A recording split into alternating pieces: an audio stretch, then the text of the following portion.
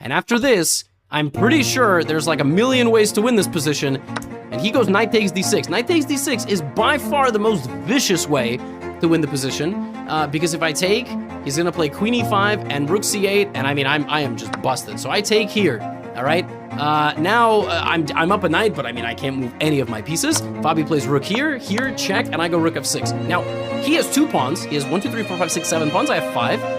I can't move my knight at all. Very simple move here is simply to take, but he plays the best move, which is queen e7. That's literally checkmate. So Fabi is basically checkmating me on the spot. I play the move g5 to give my king a little bit of breathing room. He has to be winning here, but the idea is not so straightforward.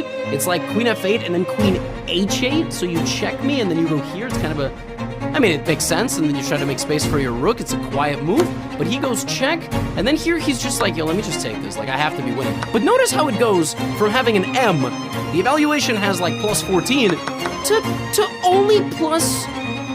This is some new delay on chess.com, this thing, plus 3.7. I come in with my queen, and before you know it, I'm like, wait a minute, am I even like much worse here?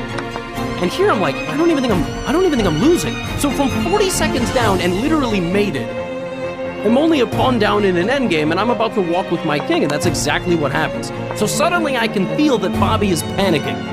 I'm like, he's totally panicking. I've made a huge comeback. I've defended against the number 3 in the world. We're in a time scramble. I have more time. How do I have more time? He's trying to win my pawn. He takes. I take with the king. He now has to stop me. So rook a7. I think I went b5 and he went here. And this is a total draw. So this is a totally drawn endgame because ultimately, as everything simplifies down, white will be left with a king and a pawn and a rook, and I'll be left with king and rook, and it's a draw. I mean, like, as long as you have your king in the vicinity of the defending area, which I will, but anything can happen in a rook endgame. More on that later. We get into a scramble. Fabi's pre-moving like crazy. My hand is shaking. Look at this. I'm barely making moves. 18 to 21. A5 is a nice little idea. I trade off a couple of pawns. Total draw. I've gotten Fabi exactly where I want him, but I'm down 4 seconds. Of course, Fabiano is not going to make a draw against me. He starts giving me a million checks. I'm barely making moves. I'm now down 5 seconds on the clock. Rook a6, rook b6. It's still a draw. I'm running my king around. Fabi accidentally blunders into f4, and I am threatening his rook. But more importantly, I'm threatening mate! Mate! On the edge of the board! Can you believe it?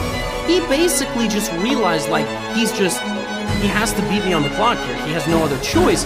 But he needed to move his king at least a little bit forward with the pawn to not let my king get so active. Because in trying to beat me on time, 16 to 11, it's a total, I mean, this endgame Fabiano should win